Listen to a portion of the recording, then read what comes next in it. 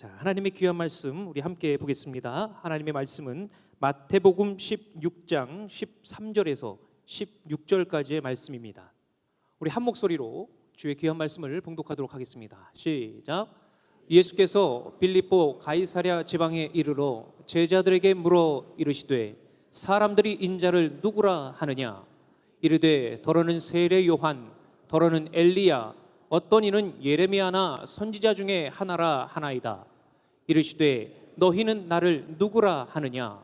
시몬 베드로가 대답하여 이르되 주는 그리스도시요 살아계신 하나님의 아들이시니이다. 아멘. 시온 찬양대 찬양이 있은 후에 장학봉 담임 목사님께서 나오셔서 너희는 나를 누구라 하느냐라는 제목으로 말씀을 선포해 주시겠습니다.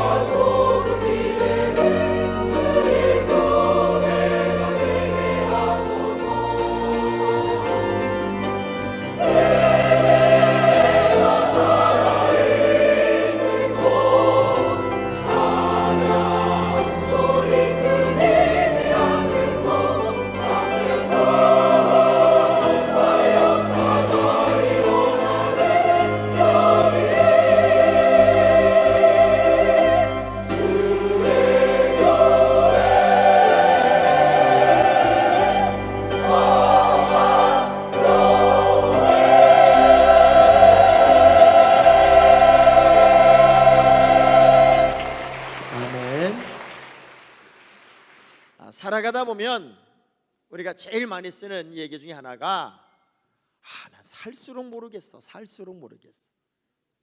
제일 많이 쓰는 단어가 누구에게 쓰는 단어냐면 아내에게, 남편에게 쓰는 단어가 바로 이 단어랍니다. 이근우 박사라는 분이 책 2권을 썼는데 나는 죽을 때까지 재미있게 살고 싶다라는 책 하나 하고 어차피 살 거면 100살까지 유쾌하게 나이 드는 법으로 살자. 그래서 2가지 책을 내놨는데 요즘에 최근에 나온 책이 어차피 살 거면 100살까지 유쾌하게 나이 드는 법이라는 책을 썼습니다. 이분이 이 책을 쓰면서 이런 얘기를 해요. 제가 50년 정신과 의사로서 이제 많은 환자들을 진료했는데 부부싸움의 압도적인 1위, 그리고 이혼의 압도적인 이유거리가 어떤 말이었냐를 이제 통계를 내보면서 그 중에 아주 압도적인 말은 남편은 아내에게 늘 이 말을 한답니다. 이 사람은 젊었을 때나 지금이나 똑같습니다. 안 변합니다. 요 말이고, 여자는 남편을 향해서 꼭 이 말을 한다는 거예요. 이는 처음부터 원래 이런 사람이었어요. 절대로 안 바뀌죠. 지금까지 산 내가 바보일 뿐입니다. 이런 말들이 가장 압도적인 어떤 부부싸움의 원인이었고 이혼의 사유가 됐다는 거예요. 그렇게 오래 살았어도 사람들은 변하지 않는, 바뀌지 않는 남편에 대해서, 아내에 대해서 괴로워하고 아파한다는 거죠. 근데 그분의 결론은 이런 이야기예요. 바꾸려고 하지 말고 맞춰서 살아라. 절대 안 바뀐다. 우리 옆 사람 쳐다보면서 바꾸려고 하지 말고 좀 맞춰서 살아보세요. 맞춰서. 그래서 제대로 안다고 하는 것, 바르게 안다고 하는 것, 내가 온전하게 안다고 하는 것이 그래서 힘입니다. 내가 아내를 제대로 알면, 남편을 제대로 알면 그나마 맞춰 살 수 있는데 모르니까 바꿔보려고 그렇게 몸부림치고 애를 쓰다가 그 사람 바뀌기 전에 내가 죽는 거더라고요. 그래서 안다는 말을 성경은 2가지로 설명을 합니다. 오이다라는 암과 기노스코라는 단어의 알미입니다. 오이다란 말은 지식 이외에, 지식 체험, 어떤 삶의 경험 이외에 터득되어지는 모든 지식들, 모든 암을 오이다의 알미라고 그래요. 그러니까 지식으로 알고, 그리고 연구해서 알고, 이렇게 아는 것은 대부분 이론적인 알을 오이다의 알미라고 그러면, 기노스코의 알은 체험적으로 살아보면서 느끼는 알을 기노스코의 알미라고 그럽니다.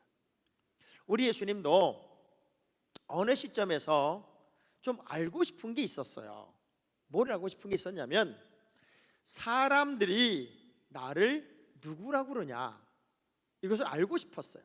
그래서 제자들에게 물어봐요. 야, 내가 이렇게 많은 사람들을 쫓아다니면서 때로는 병자도 고쳤고 표적도 행했고 기적도 행했고, 그리고 이런저런 소문이 많이 났는데 사람들이 나를 누구라고 얘기해? 이렇게 질문을 했더니 제자들이 뭐라고 대답을 하냐면 세례 요한이라고 말하는 사람도 있고요, 엘리야라고 말하는 사람도 있고요, 에레미야나 선지자 중에 하나라고 말하는 사람들도 있습니다. 하여간 다양한 의견들이 있어요. 참 애석하게도 우리 크리스마스를 지내고 또 주변에 많은 교회를 지나가면서 보지만 과연 예수가 누구냐, 예수란 분이 어떤 분이냐, 이것을 추상적으로 또는 지식적으로 약간은 알지만 그분을 제대로 아는 사람들이 그렇게 많지 않다고 하는 겁니다.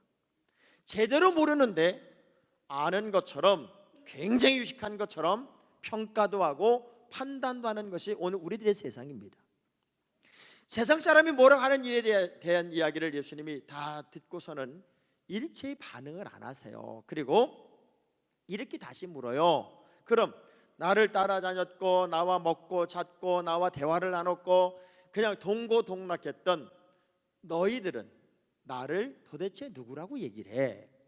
이 질문을 어디에서 한 거냐면 가이사라 빌립보란 지역, 북쪽 갈릴리 가장 이단이 많고 우상이 많고 예수에 대한 관심조차 없는 그 마을에 들어갔을 때 예수님께서 예수님을 따라다니던 제자들에게 던진 질문이 너희는 그럼 나를 누구라고 그래? 이렇게 질문을 했어요.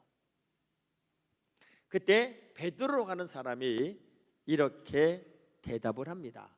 주는 그리스도시요 살아계신 하나님의 아들입니다. 여러분, 단순한 이 한 절의 말씀 속에는 기독교의 기준이 있고 기독교의 정신이 있고 기독교의 방향이 있고 기독론이 있으며 이 한 절 속에 어마어마한 역사의 이야기가 숨어 있습니다. 저는 이 자리에 참여한 여러분들이 추상적 예수를 만났고 추상적 예수를 알았다면 오늘 예수를 제대로 하는 시간이 되기를 주의 이름으로 축복합니다. 예수가 누구인지에 대한 관심조차도 없었던 아주 우상단지가 넘실거렸던 이방신들이 넘실거렸던 그 지역에서 예수님은 예수가 누구인가를 가장 중요한 정의를 우리에게 내려주고 있습니다. 우리나라의 문화를 감의 문화라고 그래요. 감의 문화. 이 감의 문화여서 뭘 제대로 아는 것을 별로 싫어합니다. 그래서 전 세계에서 줄서기 제일 싫어하는 나라가 대한민국입니다. 왜냐하면 뭔가 질서를 잡고 제대로 알고 바르게 아는 것에 대해서는 정말 싫어하기 때문에 보통 뭘 좀 하려고 그러면 이렇게 말하는 분들이 되게 많아요. 그냥 대충대충 하세요. 대충대충을 너무 좋아해서 우리나라 음식은 다 대충 만드는 음식이어서 똑같은 맛을 만들기가 참 어렵습니다. 그리고 유일하게 선동이 될 수 있는 나라가 우리나라입니다.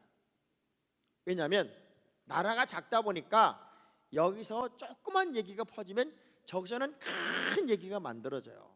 그리고 뭐 좋다 그러면 그냥 전부 다 먹어요. 전 세계에서 뱀을 수입하는 나라는 대한민국밖에 없답니다. 왜? 뱀이 정력에 좋다고 그러니까 뱀을 다 잡아먹어서 뱀을 그렇게 많이 먹으니까 먹이 사슬에서 쥐가 그렇게 많은 거예요. 그래서 1년에 최하 300만 섬 이상을 쥐들이 먹어버린대요. 그러니까 여러분 주변에 혹시 뱀을 즐겨 드시는 분들이 있으면은 쥐를 5마리씩 꿰서 먹이시기 바랍니다. 그래야 먹이 사슬이 맞을 것 같아요. 뭘 대충 알고 감으로 아는 걸 제대로 아는 것처럼 착각하고 판단하고 평가하는 그런 불합리한 삶의 태도를 버리고 오늘 과연 내가 우연처럼 왔을지라도 이것 하나만은 여러분 분명히 알고 갑시다. 예수가 누구일까? 제 친구 목사님이 스님을 전도했어요. 전철을 타고 가면서 옆에 스님이 딱 앉기에 스님, 저는 목사지만 불교의 심오한 진리를 좀 알고 싶은데 그 심오한 진리를 짧은 시간에 좀 간단하게 저게 소개할 수 없겠습니까?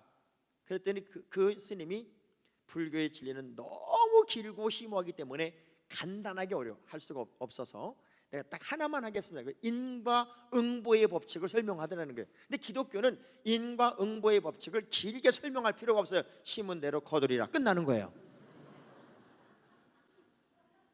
한참을 얘기를 끝내고 났을 때 우리 오성재 목사님이라는 분인데 그 목사님이 이렇게 얘기했어요. 제가 불교 이야기를 들어보니 기독교의 진리는 아주 단순하니까 제가 잠깐 설명해도 되겠습니까? 그랬더니 그 스님이 하라고 그러더래요. 기독교는 예수 그리스도가 이 땅에 오셔서 우리의 죄와 허물을 다 짊어지시고 대신 지시고 십자가에 죽으셔서 우리의 죄를 씻으셨습니다.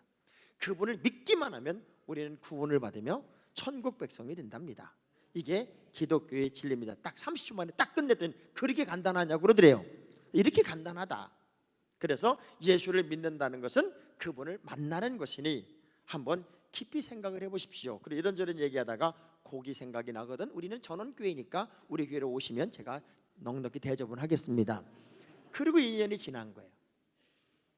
근데 그분이 2년 만에 전화를 해서 당신을 만나고 전라도에 있는 주지스님이셨는데 연불만 외우려고 그러면 잡념이 들어와서 연불을 외울 수가 없어서 비교 종교학 책을 2년을 아주 집중적으로 연구를 했다.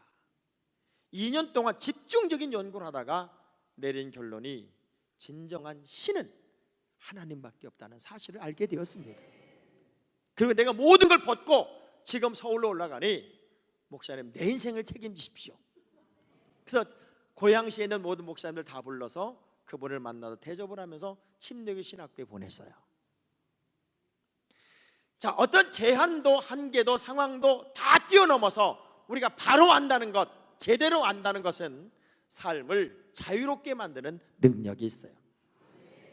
전 여러분이 예수를 제대로 만나서 자유도 찾고 평화도 맛보고 기쁨도 없고, 여러분이 참 오랜만에 수십 년 만에 어떤 친구를 만났는데 이 친구가 너무 많이 바뀌었어요. 술도 끊어버렸고, 그리고 그 못된 짓도 다 끊어버리고 저렇게 기쁘게 저렇게 즐겁게 살아요. 그 내면을 들어가 보면 100이면 100 크리스찬으로 바뀐 거예요. 왜 그럴까요? 그 안에 뭔가가 있어요. 베드로가 너희는 나를 누구라고 그러냐 이렇게 말할 때 주이십니다 라고 말한 거예요. 주라는 말은 구약에서 여호와를 상징하고 신약에서는 큐리오스에서 예수 그리스도를 상징하는 특별한 단어가 주란 단어였어요. 큐리오스란 단어였습니다. 놀랍게도 예수님이 아주 아기였을 때, 갓난 아기였을 때, 오늘처럼 우리 아기처럼 하임이처럼 아주 아기였을 때 예수님의 부모님이 예수님을 안고 성전에 올라간 적이 있어요. 그때 시몬이란 할아버지가 그 아기를 딱 보는 순간 깜짝 놀라면서 이렇게 말합니다. 이 아기는 이 땅의 모든 사람을 흥하게 하거나 패하게 하는 기준이 될 사람이다 라고 말합니다. 예수를 믿으면 영생을 얻고 천국 백성이 되어서 흥하는 인생이 될 것이고, 예수를 믿지 않는 것은 아무리 세상적인 많은 것을 가지고 있다 할지라도 우린 1분 1초 앞을 알 수가 없어요. 아무리 여러분이 잘나고 똑똑하고 훌륭해도 여러분의 생애의 1분 1초 앞을 예측하거나 판단하거나 예언할 수 없단 말입니다. 멀쩡하게 모든 행복을 누렸던 사람이 어젯밤 잠을 잤는데 아침에 안 일어나요. 죽은 거예요. 예측이 안 되는 게 우리 인생이더란 말이에요.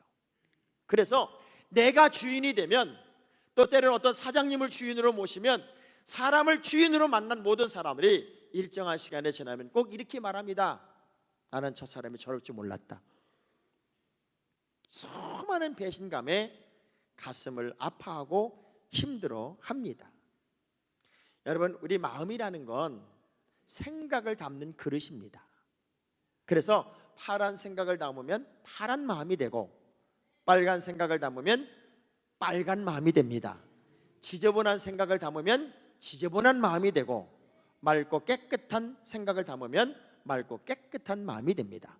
내 안에 예수 그리스도를 담으면 그분이 내 인생의 주가 되고 주인이 되시고, 그분에 의해서 나는 삶이 좌지우지되는 특별한 주인공이 되는 거죠. 어떤 분들은 그래요. 나는 내 주목을 믿는다. 주목을 믿어보세요. 그 주목 누가 자른다 그러면 벌벌 떠고 도망갈걸요. 아이들이요 막 큰 소리를 칩니다. 막 큰 아이 앞에서 조그만 애기가 막 소리 지르고 댐벼봐만 내가 너를 이길 수 있어 막 소리 질러요. 진짜 한 주먹 가면 안 되는 게 그렇게 까불고 댐빌 때 왜 제가 저렇게 까부나 보면 뒤에 엄마가 있어요. 뒤에 아버지가 있어요. 하나님이, 우리 주님이, 우리 예수님이 내 인생의 주인이 되면, 내가 주인이 아닌 전능하신 그분이 내 인생의 큐리오스가 되면 나는 두려울 것이 하나도 없다고 하는 것이죠. 여러분의 영혼, 여러분의 인생을 어디에다 맡길 수 있을까요?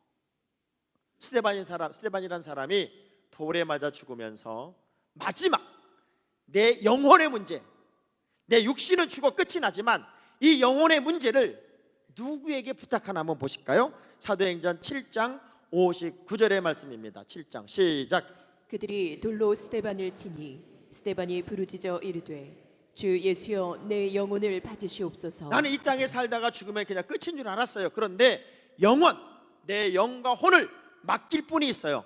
그 영혼을 책임지실 분은 우리 예수님이셨어요. 요즘은요, 기독교에 대해서, 교회에 대해서, 또 목사에 대해서 뭐 하나부터 열까지 작은 문제 하나만 터지면 뭐 개독교니 기독교니 난리가 납니다. 이유 없이 교회가, 우리 교회도요, 이유 없이 교회가 싫은 사람이 맨날 민원 넣는 사람도 있어요.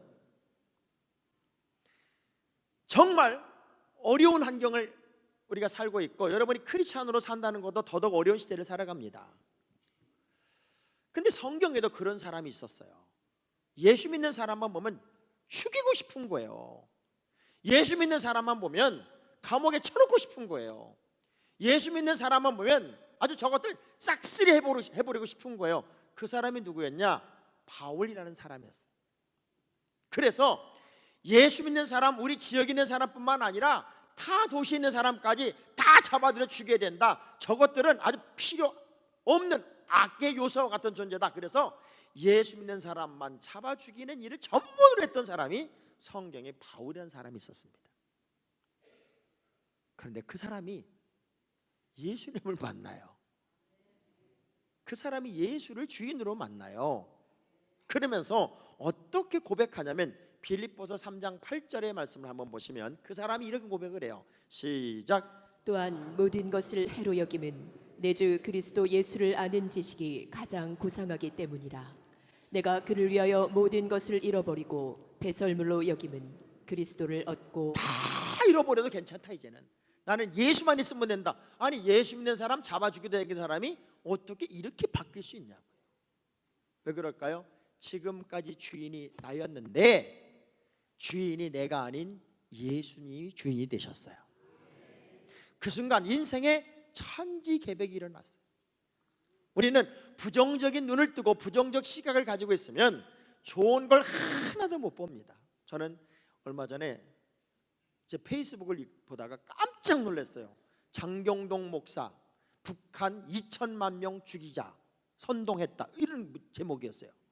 장경동 목사가 북한 주민 2천만 명을 죽이자는 거예요. 그래서 그게 뭔 소린가, 그분하고 나하고 잘 아니까 물어보기 전에 내가 이게 뭔 소린가 읽어보니까 그때 영상이 떠 있어요. 유튜브. 그분이 설교했던 영상이에요. 한참 연평도 포격을 하고 미사일 발사를 하고 전 세계에서 대한민국이 전쟁이 난다고 난리 부렸던 그 텀을 여러분 기억하시죠? 곧 전쟁 날 것 같은 환경. 그때 이분이 농담도 잘하시는 목사님이니까 재밌게 설교하면서 이런 설교를 했더라고요. 그 설교 내용을 거기다 올려놨기 때문에 보니까 이렇게 얘기했어요. 지금 북한이 미사일을 발사하고 이제 대한민국을 쳐들어와서 다 죽이려고 한다. 이제 전쟁 일촉즉발이다. 우리가 도망가면 안 된다. 도망갈 데도 없다. 근데 가만히 계산해 보니까 북한은 3천만 명이고 남한은 5천만 명이다, 인구가. 그러면 북한 군인들 2천만 명이 밀고 내려오면 우리가 다 도망가지 말고 우리 크리스찬이라도 한 명씩이라도 끌어안고 죽자. 그러면 남한은 3천만 명이 남지 않겠냐. 그러면 조금 지나면 애기 더 나서 나라 정상적으로 살려낼 수 있다. 그러니 우리를 죽이겠다고 쫓아오는 군인들을 끌어안고 같이 죽자. 기독교인들은 그 일을 해야 된다. 그 설교더라고. 근데 앞뒤 전후 다 잘라내고 장경동 목사는 북한의 주민을 2천만 명을 죽인다. 내가 얼마나 화가 났는지요. 팩트를 정확히 봐라. 이건 그 의미가 아니지 않냐고 댓글을 딱 붙였더니 금방 내려버렸어. 근데 내가 댓글 쓰기 이전에 많은 댓글이 뭔 줄 알아요? 그래서 기독교는 죽여야 돼. 그래서 목사들은 다 죽여야 돼. 이런 댓글만 쫙 달려. 내용은 안 봐요. 제목만 봐요. 지금 이 시대를 살아요, 우리가. 정말 예수 그리스도가 우리의 주인이 되면 여러분의 삶에서 가장 중요한 방향을 찾게 됩니다. 흔들리는 이 시대 속에서 여러분은 최고의 방향을 찾고 그분이 나의 뭐가 되셨냐면 그리스도요, 곧 구세주가 되어주셨어요. 절망에서 일으켜주시고 낙심에서 회복시켜주시고 좌절에서 희망을 주시고 온 인류의 구원자가 되셔서 우리를 새 삶으로 이끄시는 유일한 분, 그분이 바로 예수 그리스도가 된다고 하는 거죠. 근데 우리 주님의 관심은 뭐냐면 세상 사람이 떠드는 건 관심이 없어요. 우리 주님의 관심은 지금 이 자리에 있는 여러분들이 너희는 나를 누구로 하냐, 그 제자들의 고백을 더 기뻐하시더란 말이에요. 주는 그리스도시요, 그분은 당신은 우리의 구세주가 되시는 분이요. 현재 우리나라 젊은이들 중에 대학생들에게 그 기독교 선교회에서 설문조사를 해봤더니요, 1438명을 대상으로 아주 무작위로 해본 거예요. 예수란 분을 아십니까? 예수 그리스도를 아십니까? 를 물었을 때 놀랍게도 33.7%가 예수가 누구인지 모른다 그랬대요. 근데 크리스마스는 왜 지키지? 모두가 크리스마스는 무슨 날이기 때문에 친구도 만나고 축제도 벌리는데 예수가 누구인지 모르는 사람이 33.7%. 근데 예수가 누구냐라고 말했을 때 30% 기독교인으로 해당되는 젊은이들이 구세주라고 대답해요. 구세주. 근데 기독교인들 순수한 기독 대학생 459명을 대상으로 해보니까요, 예수는 누굽니까? 했을 때 기독교인인데 교회를 다니는 아이들인데도 76%만 구원자라고 얘기를 했대요. 근데 교회를 다녀도 24%는 예수가 누군지를 모르고 교회를 다녀요. 여러분, 그분은 여러분을 죽음에서 유일하게 건지실 분입니다. 그분은 지옥에서 여러분을 천국으로 바꾸실 분입니다. 그분은 이 땅의 삶으로 끝이 아닌 영생의 삶으로 여러분을 구원해낼 수 있는 유일하신 분, 살리시고 회복시키시고 바꾸시고 새롭게 하시고 온전하게 할 수 있는 유일한 분. 그래서 실패라고 하는 것은 추락한 것이 아니라 추락한 채로 사는 게 실패입니다. 우리는 그분의 힘을 힘입어서 다시 구원의 감격을 경험하는 한 사람으로 일어나야 됩니다. 새롭게 살아야 됩니다. 이것이 여러분의 전부가 아니에요. 지금보다 훨씬 잘해야 되고 잘 돼야 되고 온전하게 살아야 되고 크게 쓰임 받아야 돼요. 자, 주먹 불끈 쥐고 따라합시다. 나는 그럼에도 불구하고 바짝바짝 일어나리라. 떨면서 해봅시다. 나는 그럼에도 불구하고 바짝바짝 일어나리라. 그러면 어떻게 해야 내가 이 구원의 감격을 경험하냐는 거예요. 내가 담배 끊어야 됩니까? 술 끊어야 됩니까? 내가 정말 착하게 살아야 됩니까? 그래야만 내가 예수 믿는 겁니까? 놀라운 건 로마서 5장 8절의 말씀을 보면 지금이 여러분이 예수를 만날 시간이에요. 시작. 우리가 아직 죄인 되었을 때에 그리스도께서 우리를 위하여 죽으심으로 하나님께서 우리에 대한 자기의 사랑을 확증하셨느니라. 아직 죄인 되었을 때. 어떤 분은 그렇게 얘기해요. 교회 갑시다. 예수 믿읍시다. 나 담배 펴서 못 가. 나 술 못 끊어서 못 가. 아니요, 괜찮아요. 여러분 내면 속에 새로움이 들어오면 옛 습관은 버려지는 거예요. 어린아이의 삶과 어른의 삶이 달라지는 것처럼 우리 주님은 아직 죄인 되었을 때 우리를 자신의 사랑으로 확증하시고 우리를 구원해 내셨어요. 그러면서 사도행전 16장 31절에 이런 결단을 촉구하는 거예요. 시작. 이르되 주 예수를 믿으라. 그리하면 너와 내 집이 나 구원을 하나가 받으리라. 예수를 믿었더니 우리 집 전체가 구원을 얻고 우리 모든 가족이 천국 백성이 되더라는 거예요. 왜? 나 하나가 그만큼 중요하기 때문에. 제가 어떤 통계를 보니까 당신이 행복하면 당신의 주변 사람 평균 5명이 그날 행복해진다, 이런 말이 있어요. 여러분 한 명이 행복하면 여러분 주변에 5명이 기본적으로 그날 하루 종일 행복하다는 거예요. 근데 여러분이 행복해야 돼요? 안 행복해야 돼요? 알기는 세계적으로 잘 알아요. 자, 예를 들면 옆에 앉은 사람이 여러분을 보면서 방긋방긋 웃어주고 그리고 서로 인사 나누면서 괜히 기분 좋게 앉아있으면 기분이 좋을 거예요. 그런데 옆에 앉은 분이 괜히 인상을 쓰고 나를 벌레 보듯 보고 있고 인사하면 틱틱거리고, 그러면 그 사람 옆에 앉은 게 좋을까요? 뭐 이런 의미 있을까? 그런 생각이 들까요? 똑같아요. 아버지가 행복하면 주변이 행복한 거예요. 엄마가 행복하면 애들이 행복한 거예요. 내가 예수를 믿어 구원의 백성이 되면 나 하나로 인하여 온 가족이 언젠간 구원의 백성이 될 것이고 우리 가정이 홈 스위트 홈이 되지 않을까. 그래서 복음을 성경은 굿뉴스, 최고의 소식이라고 얘기했어요.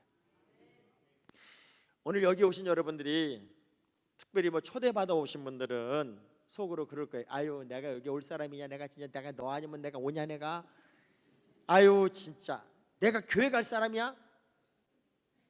그런데 노사연 씨가 부른 만남도 보니까 우리의 만남은 우연이 아닙니다. 우연이 아니야. 우리의 만남은 절대 우연이 아니에요. 이게 어쩌면 하나님이 여러분을 부르는 사인일 수 있고 여러분의 인생 전체를 놓고 봤을 때 위대한 찬스일 수도 있습니다. 이 찬스를 하나님이 주시는 거룩한 선물의 시간일 수도 있어요.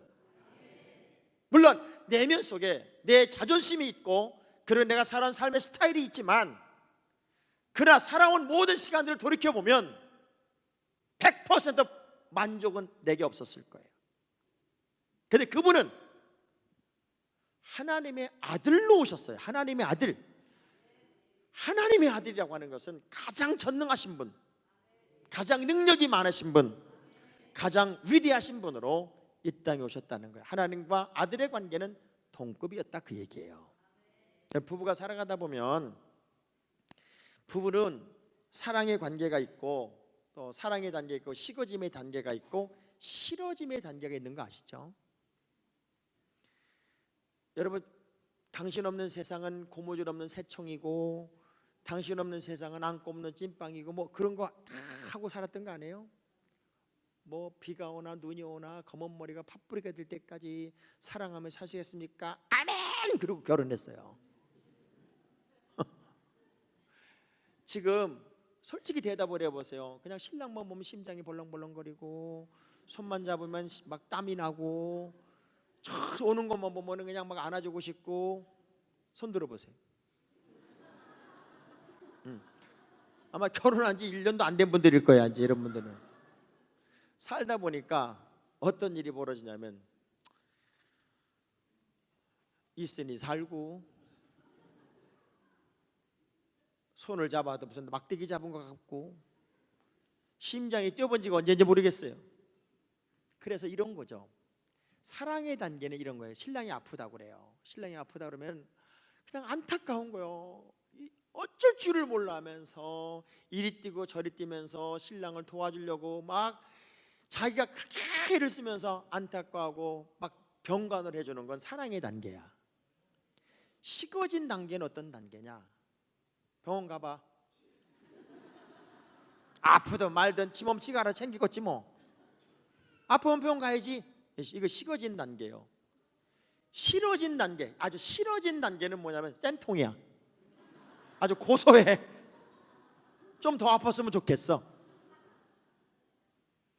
믿음도 마찬가지예요. 여러분이 영적으로 건강할 때는 그렇게 교회 오는 게 좋다, 그렇게 말씀 듣는 게 좋아요, 그렇게 성도들 만나는 게 행복해요. 조금 식어지면 그냥 다니긴 다니는데 행복하진 않아. 싫어진 단계쯤 가면은 목사님 설교마다 나를 까는 것 같아. 매사가. 그래서 하나님의 아들이라는 의미는 관계성을 기억하라는 거예요. 예수 그리스도는 하나님의 아들이다. 하나님의 아들의 관계성을 기억하면 우리가 그분을 무시할 수 없다는 거예요. 그래서 C.S. 루이스라고 하는 사람은 그의 책 순전한 기독교에서 이런 말을 합니다. 그는 미치광이거나 지옥의 악마일 것이다. 당신은 선택해야 한다. 그분이 하나님의 아들이라는 것을 받아들이든가 미치광이거나 그보다 더 악한 자라고 말해야 한다. 그분은 우리에게 인류의 위대한 스승이라고 하는 주장을 열어주지 않으셨다. 그분은 그렇게 하실 의도도 전혀 없었다. 예수 그리스도는 스승도 아니고 위대한 인물도 아니고 둘 중에 하나를 선택해라. 그분은 미치광이거나 지옥의 악마일 것이거나 아니면 참 하나님의 아들일 것이다. 둘 중에 하나라는 거예요. 근데 놀라운 건 마귀가 제일 싫어했던 게 예수가 하나님의 아들이라는 이야기를 듣는 거였어요. 그래서 마가복음 1장 1절의 말씀을 보면 하나님의 아들 예수 그리스도의 복음의 시작이다 하고 복음의 시작도 하나님의 아들로 시작이 됐는데 마귀들이 시험할 때 뭘 시험하냐면 네가 진짜 하나님의 아들이면 이 돌로 떡이 되게 만들어봐. 그래서 하나님의 아들을 계속 아닌 것으로 만들기 위해 테스트를 하고 시험을 합니다. 그런데 수천 년의 역사 속에서 기독교는 여전히 핍박 가운데 있었을지라도 예수 그리스도가 하나님의 아들이고 그분이 구원자이시며 그 구원의 역사의 정점에 예수가 있었다는 사실이 여전히 변하지 않는 진리로 남아 있습니다. 여러분 도무지란 말을 알게요. 도무지 모르겠네. 이 도무지란 말은 어원이 어디에서 왔냐면 1866년 병인 박해라는 박해가 있었습니다. 흥선대원군이 12명의 천주교 선교사를 잡아서 죽인다고 하는 것을 시점으로 해서 천주교인들을 잡아내기 시작합니다. 그래서 2만에서 12만 명까지 죽였다는 설이 있어요. 그 어마어마한 사람들을 죽이면서 어떻게 죽였냐? 칼로 창으로 찔러 죽일 수가 없으니까 사람들을 천주교인들을 붙잡아 놓고 가운데 기둥을 세워서 묶은 다음에 꼼짝 못하게 해놓고 창호지 물 죽인 창호지를 얼굴에 붙이는 거예요. 물 묻힌 창호지를 한 겹 붙이고 두 겹 붙이고 세 겹 붙이고 자꾸 붙여나가는 거예요. 숨을 못 쉬도록. 그 물 묻힌 창호지가 도모지라는 거예요. 도모지란 종이를 계속 붙이는 거예요. 그래서 서서히 죽여갔어요. 그렇게 죽인 사람이 2만 명이 넘는다는 거예요. 근데 놀라운 건 그렇게 죽어가면서도 배교하는 사람이 없어. 한 명도 예수를 부인하거나 하나님을 부인한 사람이 한 명도 없이 다 죽어갔다. 그래서 아무리 애를 쓰고 아무리 노력을 해도 변하지 않는다는 단어의 표현이 도무지 안 바뀐다. 이 단어가 그렇게 발생이 됐다는 거예요. 여러분 살아가다 보면 아파요. 살아가다 보면 배신을 느껴요. 살아가다 보면 문제를 만나요. 그런데 인간은 한계가 있어요.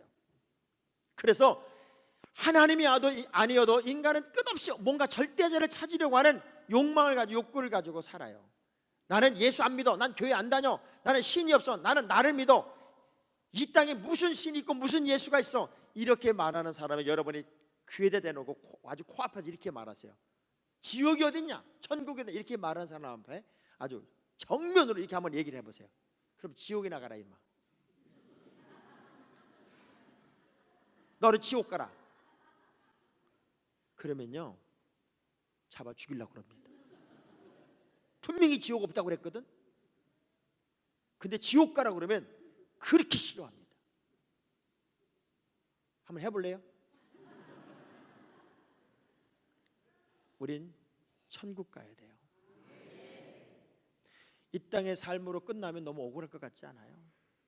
그 짧은 생애를 살다가 이 생애가 끝이라면 너무 억울할 것 같아요.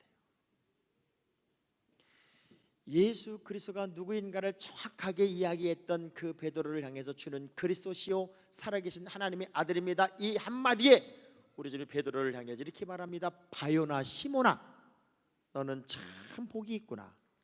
너로 하여금 그렇게 말하게 하신 이는 하늘에 계신 아버지다. 하나님이 너에게 그렇게 말하게 너에게 지혜를 줬구나. 어쩌면 엄마가, 아빠가 예수를 안 믿는 것 때문에 여러분의 사랑스러운 아들, 딸들이 지옥 갈 수 있습니다. 엄마, 아빠가 선택하지 않는 것 때문에 우리 온 가족이 지옥 갈 수 있습니다. 근데 내가 주 예수를 믿으면 너와 내 집이 구원을 얻는다. 내가 믿음으로 내 가족이 천국 가고 내 가정이 축복의 통로가 된다. 저희 집은 피나는 선교사를 통해서 자올도란 섬에서 우리 아버지 19살 때 유일하게 예수를 영접한 특별한 가정이었습니다. 우리 아버지 19, 배움도 없던 우리 아버지가 예수를 영접하고 우리 온 가족을 예수 믿는 가정으로 만들었습니다. 가장 가난했던 우리 집, 한 세대가 지나가기도 전에 가장 가난하고 가장 못 살고 가장 뒤처졌던 우리의 가정을 가장 건강한 가정으로, 가장 아름다운 축복의 통로로 하나님이 빚어가는 과정이 바로 우리 가정의 모습이더라고요. 여러분, 한 명만 결단하면, 내가 예수를 믿으면 너뿐만 아니라 내 집이 구원을 얻으리라. 여러분, 한 명이 예수를 믿음으로 내 주변에 5명이 행복할 수 있고 내 주변에 5명이 구원을 얻을 수 있고 우리 가정이 구원의 감격을 경험할 수 있다면 이 위대한 선택의 찬스가 바로 오늘이 아닐까. 그 찬스를 멋지게 쓰는 우리 모두가 되기를 주의 이름으로 축복합니다.